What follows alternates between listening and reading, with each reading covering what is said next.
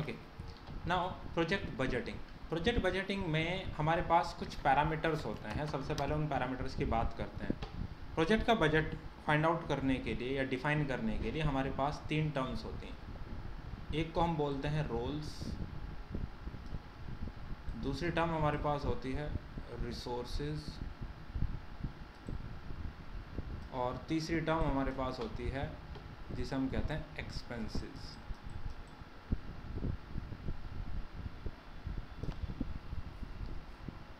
Roles किसके होते हैं जी?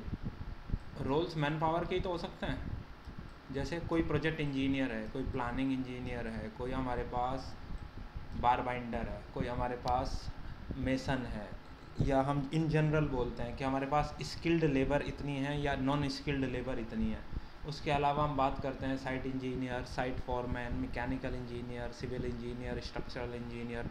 वो सब क्या हैं? उनके रोल्स हैं। किसके रोल्स होते हैं? मैन पावर के। कभी भी किसी मशीन का कोई रोल नहीं होता, किसी आपका मटेरियल का कोई रोल नहीं होता। रोल्स होते हैं केवल मैन पावर के।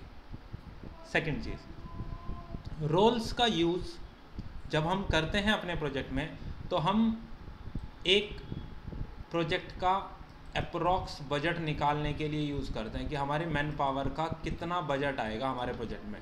एग्जैक्ट सेम मतलब एक्यूरेट वैल्यू निकालने के लिए हम रोल्स का यूज़ नहीं करते, अप्रॉक्स के लिए, यानी कि कितने नंबर ऑफ़ रोल्स की आपको ज़रूरत होगी। जैसे आपको किसी प्रोजेक्ट पे काम करने के लिए कितने साइट इंजीनियर चाहिए, कितने साइट फॉरमैन चाहिए, कितने आपको प्लानिंग इंजीनियर चाहिए, कितने आपको एनालाइज़र चाहिए, कितने आपको वेल्डर चाहिए। इन सब रोल्स के अकॉर्डिंग आप कितनी क्वांटिटी आपको चाहिए, उसके अप्रॉक्सीमेशन के लिए या उनका एक ओवरव्यू, बजट का एक ओवरव्यू लेने के लिए हम लोग रोल्स बनाते हैं। फाइनल बजट कभी भी रोल्स के बिहाफ पर डिसाइड नहीं होता। फाइनल बजटिंग हम हमेशा रिसोर्सेज के बिहाफ पर डिफाइन करते हैं। रीज़न ये है कि रोल्स कैलेंडर पर डिपेंड नहीं होते। आप रोल्स को कोई कैलेंडर असाइन नहीं कर सकते, यहाँ कैलेंडर का कोई ऑप्शन नहीं है। बट रिसोर्सेज जो होते हैं वो कैलेंडर पर डिपेंड होते हैं। यहाँ पे आप उनको कैलेंडर असाइन कर सकते हैं। जब हमने कैलेंडर का टॉपिक पढ़ा था, हमने वहाँ भी डिस्कस किया था कि कैलेंडर 3 टाइप के होते हैं: global calendar, resource calendar and project calendar. तो रिसोर्सेज के लिए डेडिकेटेडली कैलेंडर होते हैं, इसलिए हम हमेशा जब फाइनल बजटिंग होती है, एक्यूरेट बजटिंग हम हमेशा करते हैं with the help of resources. अब रिसोर्सेज को आप 3 पार्ट्स में डिवाइड करते हैं। रिसोर्सेज को 3 कैटेगरीज में डिवाइड किया जाता है। सबसे पहली कैटेगरी होती है जिसे हम कहते हैं लेबर रिसोर्स। लेबर रिसोर्स का मतलब जितनी भी मैन पावर से रिलेटेड आप रिसोर्स डिफाइन करते हो वो कहलाती है लेबर रिसोर्सेज। दूसरी आपके पास रिसोर्सेज की कैटेगरी होती है जिसे हम कहते हैं non labour resource. Non labour resource का मतलब होता है हम बात कर रहे हैं मशीन्स के बारे में, या हम बात कर रहे हैं किसी ऐसे इक्विपमेंट के बारे में जो आपने रेंट पर लिया है। जैसे क्रेन होता है, जैसे हाइड्रा होता है, या इसके अलावा भी कोई और एग्जांपल आप ले सकते हैं जो आप रेंट पर हायर करते हैं अपने प्रोजेक्ट में यूटिलाइज करने के लिए। या अगर कंपनी का अपना भी वो इक्विपमेंट है, वो किसी प्रोजेक्ट में उसको यूटिलाइज कर रही है, तो वो उसका एक वियर एंड टीयर के अकॉर्डिंग, उसकी लाइफ के अकॉर्डिंग उसका एक अप्रॉक्सीमेट बजट तो लगाएगी ना उस प्रोजेक्ट में। उसके लिए कितना बजट आप ऐड कर सकते हैं। तीसरी चीज़ आपके पास होती है एज ए मटीरियल। अब देखो, मटीरियल तो नाम से ही आपको क्लियर है। आपके पास मान लीजिए स्टील है, आपके पास मान लें कंक्रीट है, आपके पास मान लें कोई शटरिंग है, आपके पास मान लेते हैं कोई केबल है या कोई पाइप है। ये सब आपके लिए क्या है? As a material resource. और ये कैलेंडर पे डिपेंड होते हैं। हालांकि मटेरियल के केस में तो कैलेंडर की डिपेंडेंसी से कोई मैटर है ही नहीं। हाँ, लेकिन अब आप यहाँ एक चीज़ सोचिए, ये जो 2 टर्म्स आपके पास हैं, कौन कौन सी 2 टर्म? रोल्स और रिसोर्सेज।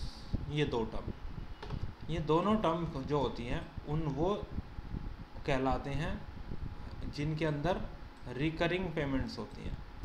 अब रिकरिंग पेमेंट्स तो समझते हैं आप, जैसे तो आपको बार बार किसी, एक्सपेंस होती है हाँ, किसी को automatic. Per hour, hourly, daily, weekly, weekly. Monthly या ईयरली किसी को पे आउट करना है, जो एक फिक्स टाइम इंटरवल के बाद रिपीट होता है, that is recurring payment. But एक केस ये भी हो सकता है ना सर, मैं मार्केट गया, मैंने मार्केट से वेल्डिंग मशीन खरीदी और मैं ले आया, अब वहाँ वो रिकरिंग पेमेंट तो नहीं है, वो तो आपने वन टाइम पेमेंट दिया, आप आइटम आपकी हो गई, बात ख़त्म। अब कोई आवरली, डेली, वीकली, मंथली या ईयरली किसी भी तरीके का कोई रिकरिंग पेमेंट नहीं है। तो जो एक्सपेंस होते हैं these are non recurring payments. तो जितनी भी नॉन रिकरिंग पेमेंट्स आएंगी वो सब कहाँ आएंगी? As a expenses. फ़र्क क्लियर हो गया आपको क्या है, डिफरेंसेस?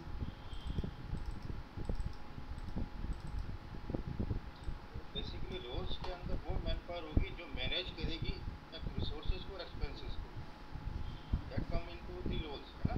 अब तो मोटा इसमें मोटा हमारा एक मैं समझाता हूँ, देखो एक्चुअली में क्या होता है, फाइनल बजट जब किसी भी प्रोजेक्ट पे काम करते हैं या हम इंडस्ट्री के एक्सपोजर के अकॉर्डिंग आप देखोगे, प्रैक्टिकली तो रोल्स यूज़ ही नहीं करते लोग, डायरेक्ट रिसोर्स ही बनाते हैं। लेकिन अगर इसका एप्लीकेशन समझने की कोशिश करें तो रोल्स का मतलब एंटरप्राइज के जो परमानेंट एम्प्लॉय हैं, और लेबर रिसोर्स के अंदर वो आएंगे जो आपने प्रोजेक्ट बेस्ड हायर किए हैं। प्रैक्टिकली तो ये डिफरेंसेस आप समझ सकते हो।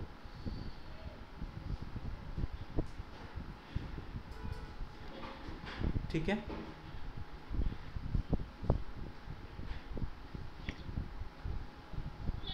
ओके।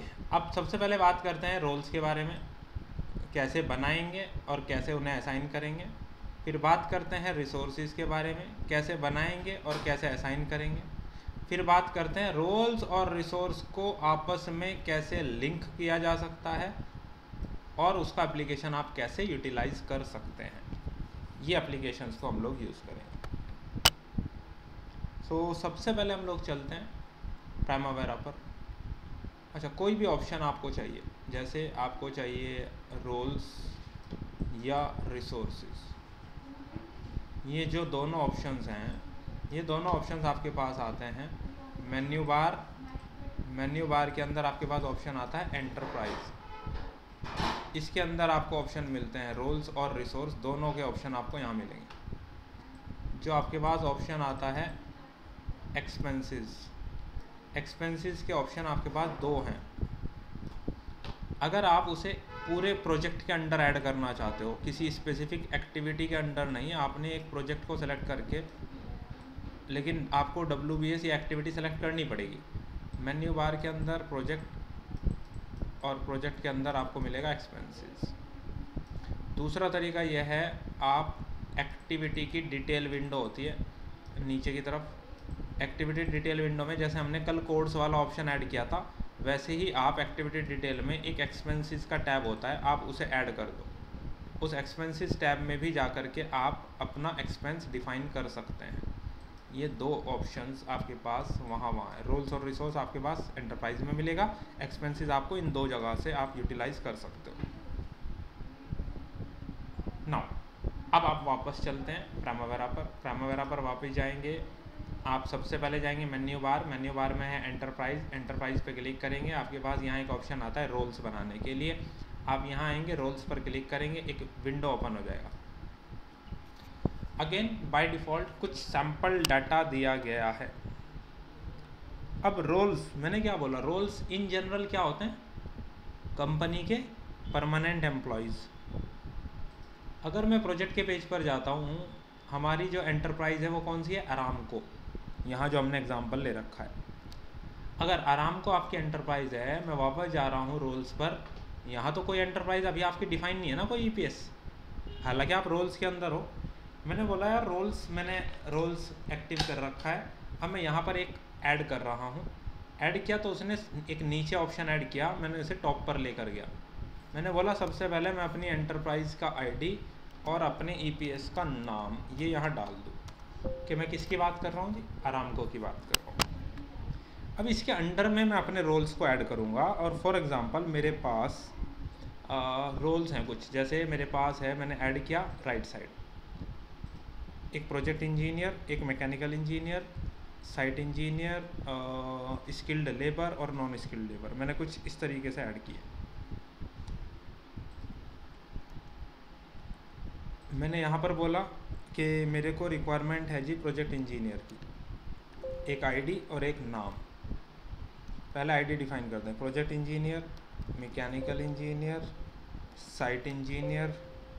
और देखो स्किल्ड लेबर और नॉन स्किल्ड लेबर तो बेसिकली प्रोजेक्ट बेस्ड होती है, ज़रूरी नहीं है वो एंटरप्राइज़ के पास भी हो, या हो सकता है एंटरप्राइज़ की अपनी लेबर भी हो सकती है जो वो मल्टीपल प्रोजेक्ट्स में यूज़ कर सकता है, तो वो रोल्स में बनाई भी जा सकती है और नहीं भी, दोनों चीज़ें सही हैं, स्किल्ड लेबर और नॉन स्किल्ड लेबर। मैंने आपके पांचों रोल्स के आईडी डिफाइन किया, अब उनके नेम में डिफाइन करता हूँ। सबसे पहला मेरे पास है प्रोजेक्ट इंजीनियर, प्रोजेक्ट इंजीनियर के बाद मेरे पास है मैकेनिकल इंजीनियर,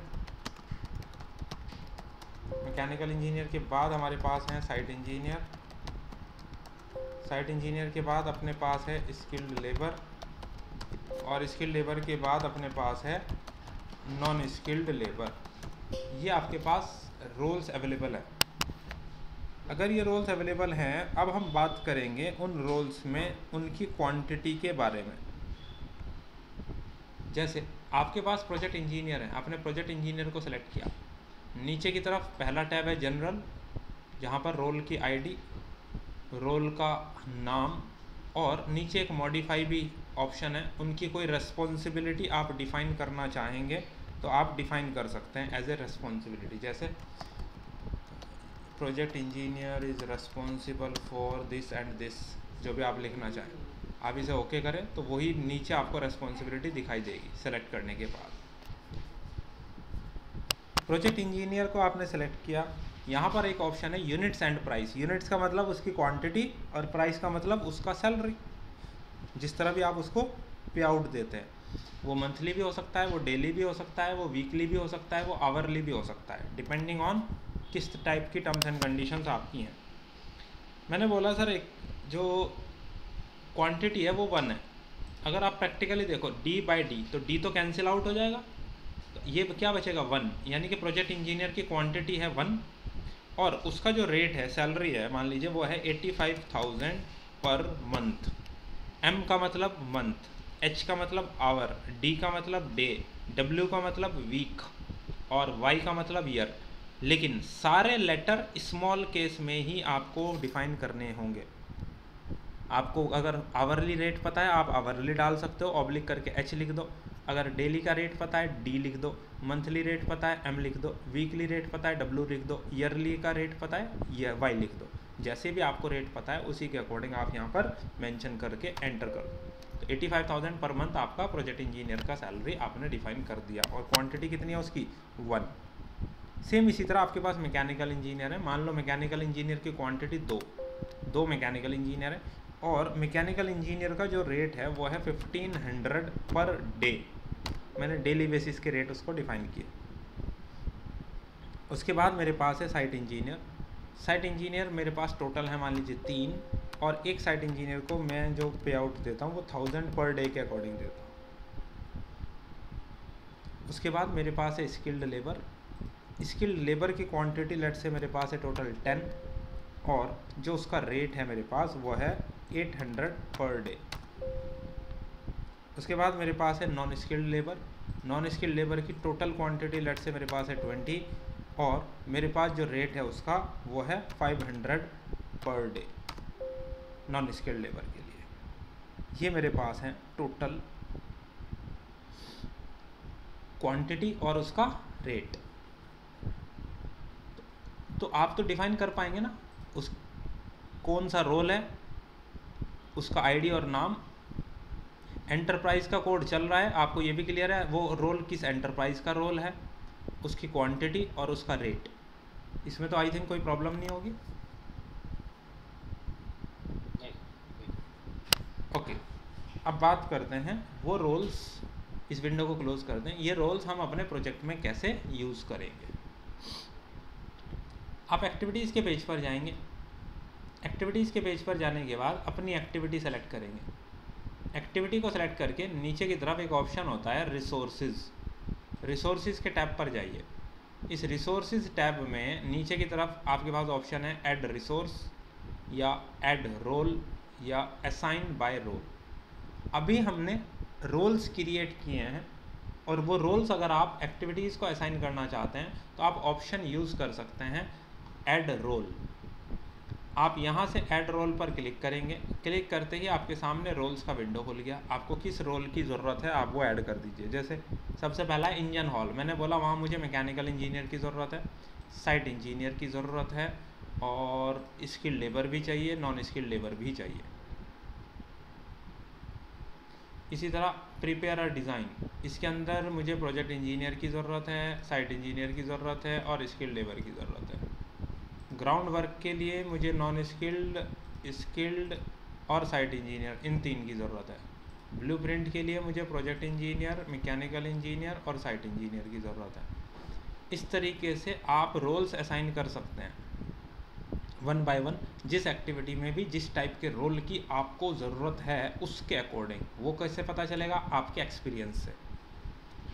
बट मेरे को पूछना था सर इसमें, जी जैसे आप हमने ये रोल इसमें लगाया साइन की, जी तो ये हमारे पास जैसे हमने 3 नंबर्स हमने वो स्किल लेबर किए थे, तो हमने जैसे यहाँ पे रोल पे जब उनको असाइन किया स्किल हाँ मैन पावर को, तो वो 3 के 3 लग जाएगी इसके अंदर कि उसमें भी कुछ कम ज़्यादा हाँ, करेंगे? एक्चुअली अभी आने वाला उसी टॉपिक पे बातचीत होगी अभी, है ना? अच्छा, जी जी।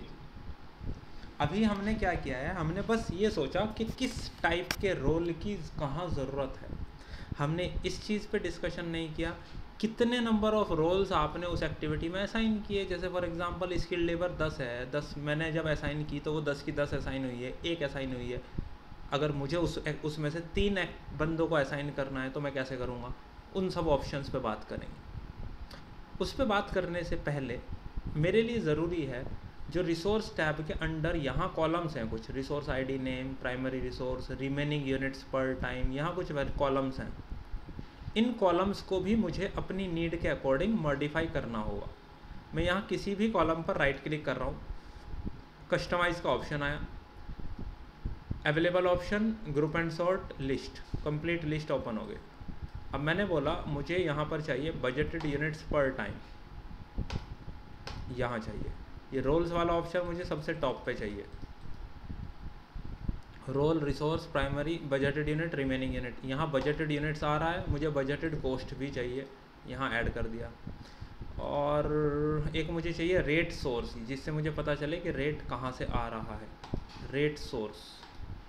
ये कॉलम्स मुझे यहाँ चाहिए। आप चाहें तो बेटर इसका एक स्क्रीनशॉट ले लो।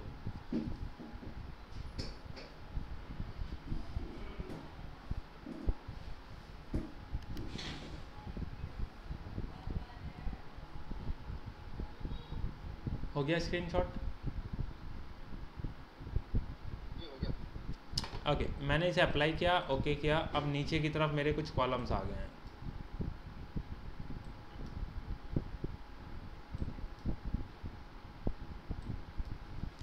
रोल्स, जैसे प्रोजेक्ट इंजीनियर है। अब आपको पता है प्रोजेक्ट इंजीनियर बजटेड यूनिट में पता चल रहा है आपको कितनी क्वांटिटी है, 1। मैकेनिकल इंजीनियर 1, साइट इंजीनियर 1, यानी कि बाय डिफ़ॉल्ट उसने सबको जब भी आप ऐड करोगे 1 ही क्वांटिटी एज ए सिंगल ही ऐड करेगा। जैसे ग्राउंड वर्क पे देखो, यहाँ भी non skilled 1, skilled labour 1, site engineer 1। मैंने बोला सर स्किल्ड लेबर मुझे इस एक्टिविटी में 2 चाहिए, तो उसके रेट पे ध्यान देना। अभी 6000 आ रहा है 1 के हिसाब से। अगर आपने बोला आपने 2 बंदों को यूटिलाइज़ किया तो 2 के हिसाब से 12000। स्किल्ड लेबर मुझे यहाँ पर 4 यूज़ करनी है, उसके हिसाब से रेट अपडेट हो जाएगा। तो आप जैसे जैसे क्वांटिटी को वेरी करेंगे उसके हिसाब से बजटेड यूनिट वेरी करेगी, और बजटेड यूनिट्स के हिसाब से बजटेड कॉस्ट वेरी करेगा। बजटेड यूनिट्स कैसे आ रही हैं? आपकी क्वांटिटी कितनी है? 4, एक्टिविटी की ड्यूरेशन कितना है? 6, 4 6 जा 24, तो 24 डेज बजटेड यूनिट्स आ गई। ठीक, 24 डेज का बजटेड यूनिट्स आ गया है। आप एक बंदे को कितना दे रहे हैं? 500 मल्टीप्लाई बाय 24 डेज। अब आपके हिसाब से 500 ही दे रहे थे ना हम नॉन स्किल्ड को। एंटरप्राइज रोल्स नॉन स्किल्ड, हाँ 500 रुपये। अब आप सोचो 24 दिन के हिसाब से 500 रुपये अगर आप लगाते हैं तो आपके 12,000 की यूनिट बननी चाहिए ना। यहाँ यूनिट क्या आ रही है 15,000। टाइम ले रहा होगा या तो 8 आवर्स का ले रहा है, ऐसा कुछ है? एक्चुअली प्रॉब्लम यही है, प्रॉब्लम यह है कि हमारा जो प्रोजेक्ट है उस प्रोजेक्ट में हम जो कैलेंडर यूज़ कर रहे हैं वो पीएससी कैलेंडर यूज़ कर रहे हैं। पीएससी कैलेंडर हमने बनाया है एज ए प्रोजेक्ट कैलेंडर, जो है हमारा 10 घंटे का, और एक डिफ़ॉल्ट कैलेंडर है, डिफ़ॉल्ट कैलेंडर है आपका 8 घंटे का। जब आप रोल्स बनाते हो, रोल्स बाय डिफ़ॉल्ट जो भी डिफ़ॉल्ट कैलेंडर होता है केवल उसी के हिसाब से कैलकुलेशन करता है।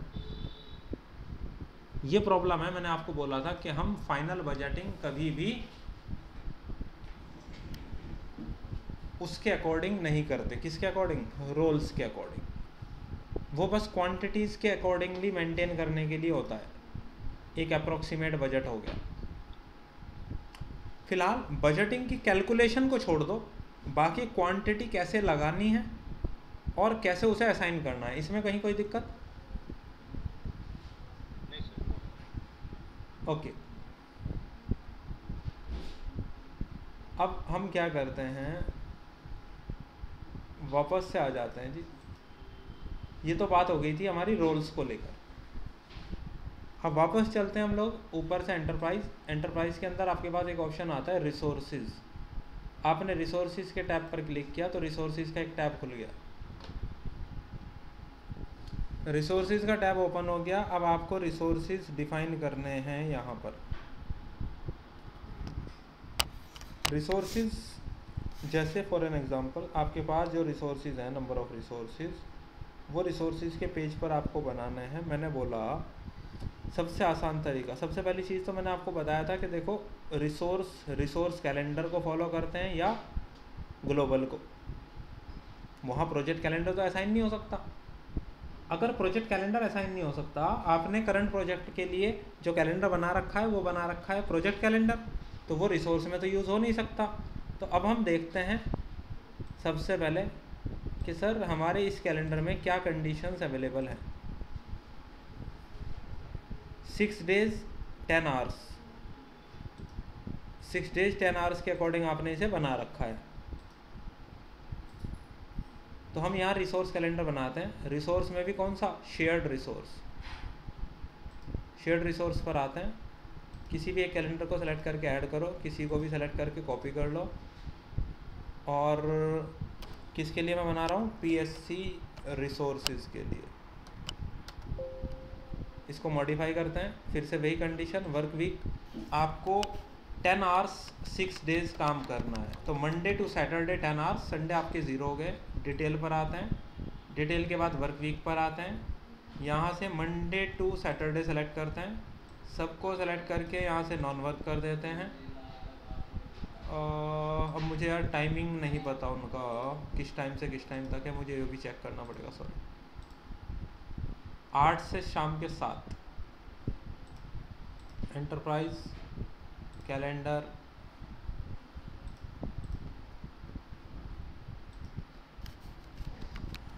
टेन आवर्स,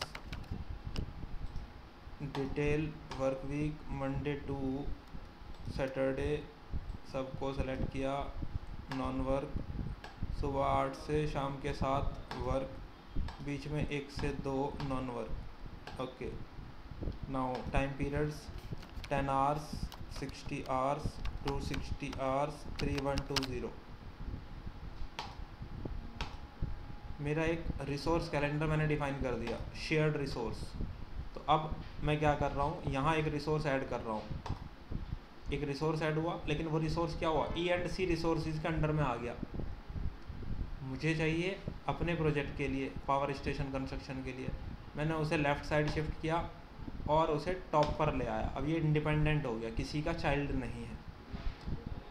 अब नीचे डिटेल विंडो में कैलेंडर का ऑप्शन है। यहाँ से कैलेंडर को ब्राउज़ किया, अपने कैलेंडर को सेलेक्ट करके उसको असाइन कर दिया।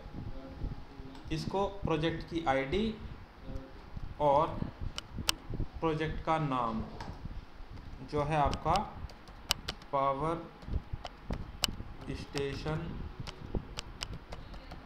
कंस्ट्रक्शन,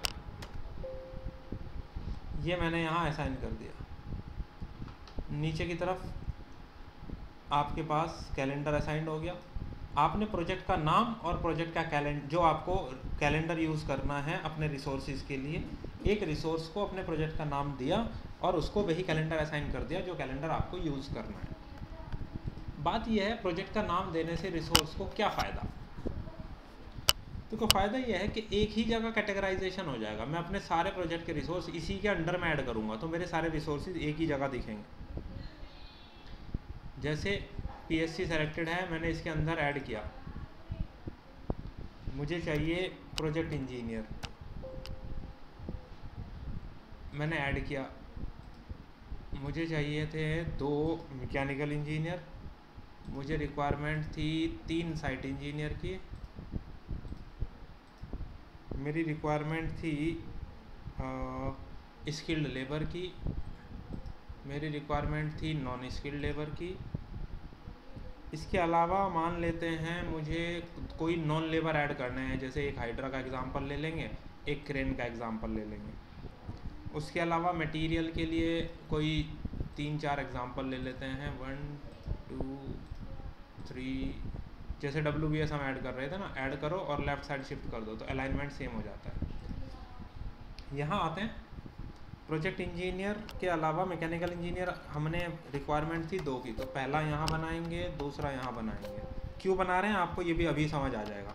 साइट इंजीनियर 3 थे हमारे पास, और जैसे मैंने बोला था देखो इंडस्ट्रीज़ में आप देखेंगे कि ज़्यादातर ऐसा होता है कि डायरेक्ट रिसोर्स बनाते, रोल की टेंशन ही नहीं रखते, बनाते ही नहीं है। Skilled labour, non skilled labour. फिर हम एग्ज़ाम्पल ले रहे हैं, लेट्स से हाइड्रा हमें चाहिए, क्रेन हमें चाहिए। मटेरियल के केस में हम एग्ज़ाम्पल ले लें स्टील का, कंक्रीट का, शटरिंग का और केबल का, या केबल की जगह पाइप का ले लीजिए।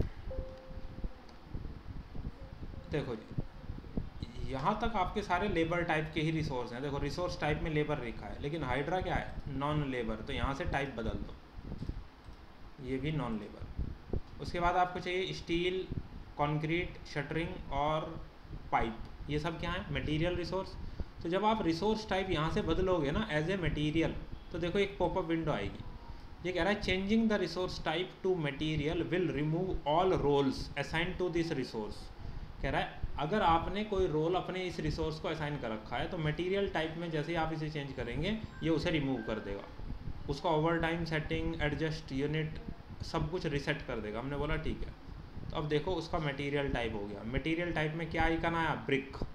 नॉन लेबर में क्या आया, गियर का आइकन। लेबर में क्या आया, एक ह्यूमन का फेस। ये आपके रिसोर्स टाइप के अकॉर्डिंगली वो आपके सिंबल्स की रिप्रेजेंटेशन को चेंज कर देता है। अब बताइए, ये 4 हो गए आपके मटेरियल, 2 नॉन लेबर और बाकी लेबर। जैसे प्रोजेक्ट इंजीनियर आपने बनाया, अब आप जब फाइनलाइजेशन पर आएंगे आपको ये पता होना चाहिए ना आप उस प्रोजेक्ट में कौन से प्रोजेक्ट इंजीनियर को यूज़ करेंगे अपनी एंटरप्राइज में। मैंने बोला यार सगीर नाम से एक हमारे प्रोजेक्ट इंजीनियर हैं, हम उनको यूज़ करेंगे अपने प्रोजेक्ट में। नीचे यूनिट्स एंड प्राइस है। अब सगीर जब नाम की बात आ रही है तो क्वांटिटी तो 1 ही रहेगी हमेशा नेम के अकॉर्डिंग। रेट उनका वही 85,000 पर मंथ है। मैकेनिकल इंजीनियर, मैकेनिकल इंजीनियर मेरे पास लेट से 2 हैं। एक मैकेनिकल इंजीनियर है मेरे पास विशाल, और एक मैकेनिकल इंजीनियर मेरे पास है मेहताब। ये 2 मैकेनिकल इंजीनियर है मेरे पास। जो विशाल हैं उनका जो सैलरी है मैं उनको देता हूँ, वो देता हूँ मैं 1300 पर डे। और जो मेहताब हैं उनको हम जो सैलरी दे रहे हैं लेट से वो सैलरी दे रहे हैं 1600 पर डे। पर डे की हम सैलरी देते हैं तो उसी के अकॉर्डिंग हमने क्या किया, अपडेट कर दिया। अब 3 साइट इंजीनियर मेरे पास हैं। लेट से एक साइट इंजीनियर मेरे पास है फरमान, दूसरे साइट इंजीनियर मेरे पास हैं अमन, तीसरा साइट इंजीनियर मेरे पास हैं गौरव। 3 साइट इंजीनियर मेरे पास हैं। जो फरमान हैं फॉर एग्ज़ाम्पल उनको हम देते हैं 1000 पर डे। उनका एक्सपीरियंस हो सकता है ज़्यादा हो, क्योंकि एक्सपीरियंस के अकॉर्डिंग ही तो सैलरी होती है। अमन का एक्सपीरियंस उनसे भी ज़्यादा है तो हम उनको देते हैं 1200 पर डे। जो गौरव हैं उनका वो फ्रेशर हैं, उनको हम देते हैं 800 पर डे। तो उनके रेट आपने डिफ़ाइन कर दिए हैं एक्सपोजर के एक्सपीरियंस के अकॉर्डिंग। उसके अलावा मेरे पास है स्किल्ड लेबर, जो मैंने वहाँ भी असाइन किया था। मैं यहाँ पर उनका नाम लिखता हूँ, स्किल्ड लेबर। अब यहाँ तो मैंने किसी पर्सन का नाम नहीं लिखा, तो यहाँ पर मैं बोल रहा हूँ स्किल्ड लेबर टोटल कितनी थी मेरे पास 10, और मैं एक को क्या दे रहा था 800 पर डे। अभी आपको मैं कैलकुलेशन दिखाऊंगा, वो कैलकुलेशन अपने आप सही हो जाएंगी जो पहले सही नहीं हो रही थी। नॉन स्किल्ड लेबर,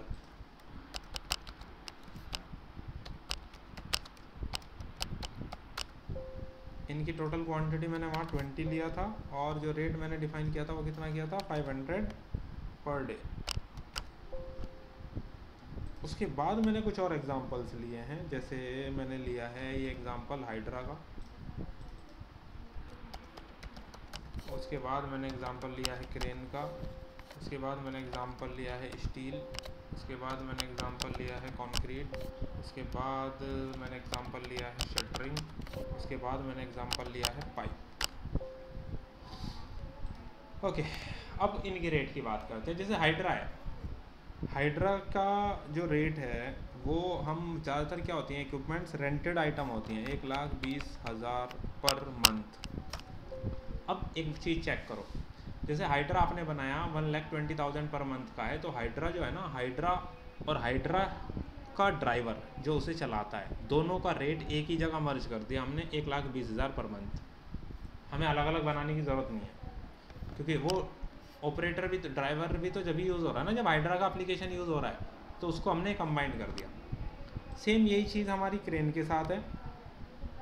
जो क्रेन हमने बनाई, उस क्रेन के लिए हमने जो रेंज लिया वो लिया लेट से 1,35 पर मंथ। फिर हमने स्टील।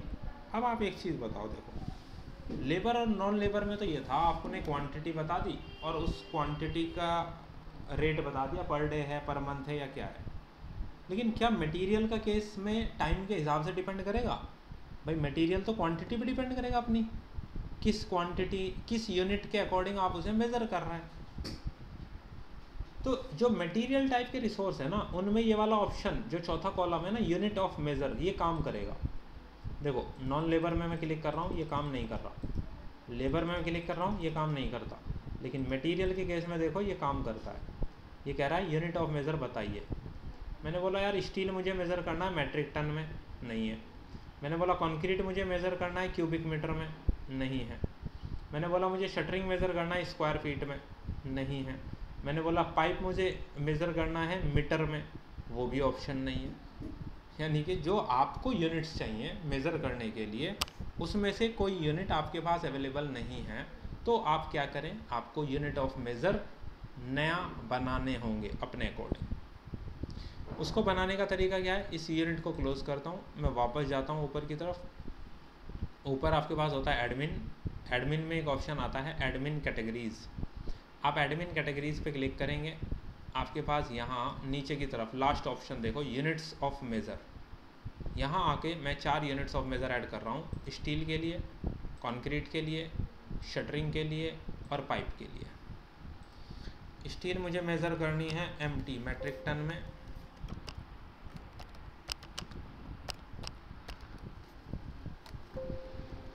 मुझे कंक्रीट मेज़र करना है क्यूबिक मीटर में, CC क्यूबिक मीटर, या मैं यूज़ करूँगा मान लो CM क्यूबिक मीटर के लिए।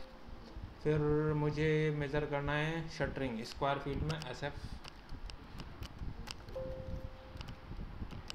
Square feet.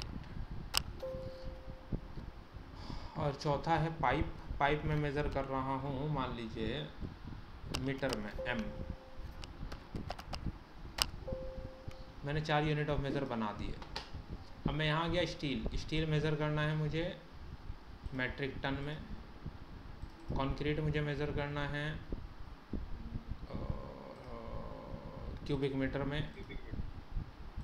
Shuttering square feet और पाइप मीटर में मैंने रेट डिफाइन कर दिया, मतलब यूनिट ऑफ मेज़र डिफाइन कर दिया। अब यूनिट ऑफ मेज़र के हिसाब से रेट आएगा ना। जैसे स्टील है, स्टील देखो अब रेट दिखा रहा है पर मेट्रिक टन, तो 1 मेट्रिक टन का रेट दे दो, मान लीजिए 95,000 है पर मेट्रिक टन। जैसे कंक्रीट है आपके पास, कंक्रीट का रेट क्या लेगा क्यूबिक मीटर के हिसाब से। मान लीजिए 1 क्यूबिक मीटर जो कंक्रीट है वो 25,000 का है, तो आप उसी के अकॉर्डिंग क्या करेंगे, रेट डाल देंगे। मान लीजिए शटरिंग है, पर स्क्वायर फीट के हिसाब से आपका है 2500। आपका जो पाइप है पर मीटर के हिसाब से आ रहा है, मान लीजिए 1 मीटर पाइप 3500 का है, तो पर मीटर के हिसाब से रेट ऐड होगी। इस तरीके से आप क्या कर सकते हैं, रिसोर्सेज बना सकते हैं, लेबर, नॉन लेबर या मटेरियल रिसोर्स। कोई दिक्कत?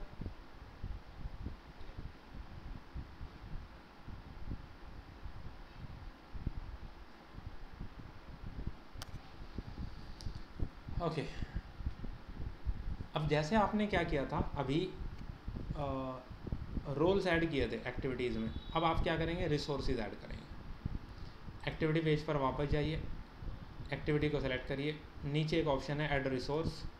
ऐड रिसोर्स पे जाइए, आपको कौन चाहिए, प्रोजेक्ट इंजीनियर चाहिए, मैकेनिकल इंजीनियर चाहिए, आपको स्किल्ड लेबर चाहिए, नॉन स्किल्ड लेबर चाहिए, आप ऐड कर सकते हो।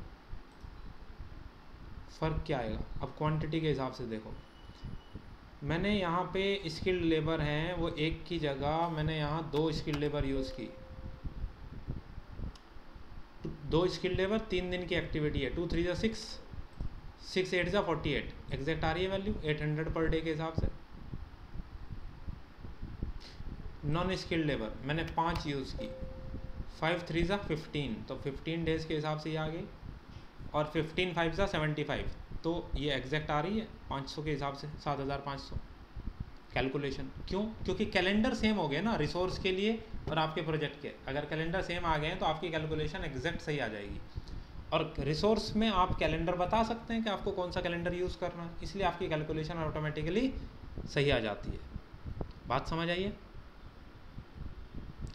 दूसरा देखो, इसकी कैलकुलेशन चेक करते हैं प्रोजेक्ट इंजीनियर की। आपने बोला 85,000 पर मंथ का सैलरी है, और मंथ में आपके वर्किंग कितने हैं, 26 डेज, तो एक दिन का कितना बैठा, 3269 point something multiply by 3 days is equal to, देखो 9807.69, और आप देख लो क्या वैल्यू लिखी हुई आ रही है। तो कैलकुलेशन एग्जैक्ट सही आ रही है।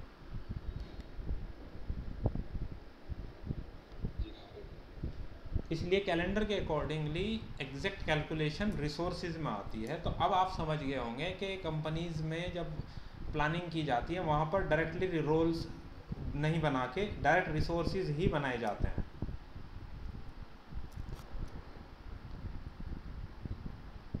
ठीक है जी। अगर इतना पार्ट आपको क्लियर है, एक लास्ट चीज़ सुन लीजिए। देखो लेबर और नॉन लेबर में तो कोई फ़र्क नहीं है। जैसे मुझे कहीं पर रिसोर्स ऐड करना है, मुझे वहाँ पे क्रेन यूज़ करना है या मुझे वहाँ पे किसी लेबर रिसोर्स को यूज़ करना है, कोई फ़र्क नहीं है। बस आप कितनी क्वांटिटी आपको यूज़ करनी है। जैसे गौरव तो एक ही है, क्रेन भी एक है, तो फ़िलहाल तो आप यूज़ कर पा रहे हैं एज इट इज़। लेकिन अगर आप यहाँ पे as a material resource add करें, जैसे स्टील ऐड कर लिया आपने या शटरिंग ऐड कर लिया आपने, अब क्या आप ये सोच सकते हो कि पर डे कितना चाहिए। भाई शटरिंग आ रही है 10 square feet per day, steel आ रहा है 10 मेट्रिक टन पर डे। अब पर डे तो हम सोच नहीं सकते ना, हमारे पास तो ये इन्फॉर्मेशन होनी चाहिए कि ये जो एक्टिविटी है मेरी सेट द टैंक्स, इसके अंदर मैं टोटल कितनी शटरिंग यूज़ करूँगा और टोटल कितनी स्टील यूज़ करूँगा। यानी कि आपके पास क्या वैल्यू होगी, टोटल बजटेड यूनिट्स। तो मटेरियल के केस में मटेरियल रिसोर्स एक्टिविटी को असाइन करने के बाद आप उनकी बजटेड यूनिट डिफाइन करते हैं। जैसे शटरिंग है, शटरिंग मुझे टोटल चाहिए मान लीजिए 20 स्क्वायर फीट, और टोटल स्टील मुझे चाहिए 10 मेट्रिक टन। तो मैं वैल्यू यहाँ डिफाइन करूँगा, उसके कॉरस्पॉन्डिंग ये वैल्यूज़ बजटेड यूनिट्स पर टाइम वो अपने आप रिवाइज कर देगा। ये डिफाइन करूँगा, इसके हिसाब से मेरे रेट डिफाइन हो जाएंगे। क्लियर? अब मेरे पास इंडिविजुअल रिसोर्सिस का या इंडिविजुअल रोल्स का बजट आ रहा है, मैं चाहता हूँ सबका टोटल भी मुझे पता चले। तो मैं ऊपर की साइड एक्टिविटी टेबल में राइट क्लिक कर रहा हूँ, कॉलम्स, और वहाँ पर एक नया कॉलम ऐड कर रहा हूँ जिसे हम कहते हैं बजटेड टोटल कॉस्ट। ये एक नया कॉलम मैं वहाँ ऐड कर रहा हूँ, बजटेड टोटल कॉस्ट। जैसे इसको देखो आप,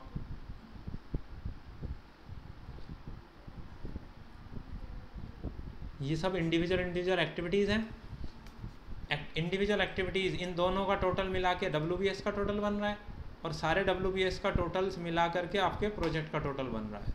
इस तरीके से आपके प्रोजेक्ट का बजट आपके पास आ जाएगा with the help of roles and resources.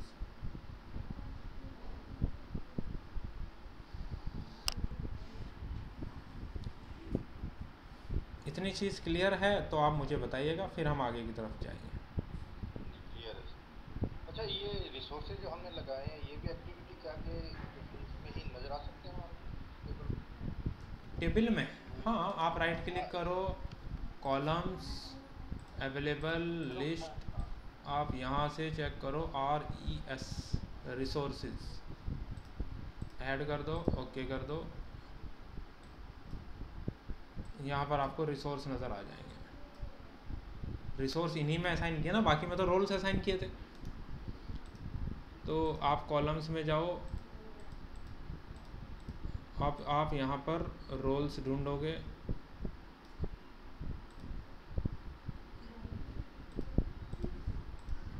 तो आपको जहाँ रोल्स असाइन किए हैं वहाँ रोल्स में दिखेंगे, जहाँ रिसोर्स असाइन किए हैं वो रिसोर्स में खुद दिखेंगे। ठीक है, हालांकि ज़रूरत नहीं है, बहुत बड़े बड़े कॉलम्स हो जाते हैं, उतनी कुछ ज़रूरत अभी फ़िलहाल हमें होती नहीं है इनिशियली। वो अलग अलग रिपोर्टिंग्स निकाल लेंगे, फिर हम रिपोर्ट्स के टाइम पर हम डिस्कस कर सकते हैं हमें कैसे कैसे रिपोर्ट बनानी है। आपको फ़िलहाल इतना काम ट्राई करना है, जब इतनी चीज़ें ट्राई हो जाएंगी फिर हम आगे बढ़ेंगे 1 घंटे के बाद। इतनी चीज़ें आप गो थ्रू करने की कोशिश करिए, कितने आप ग्रास्प कर सकते हैं।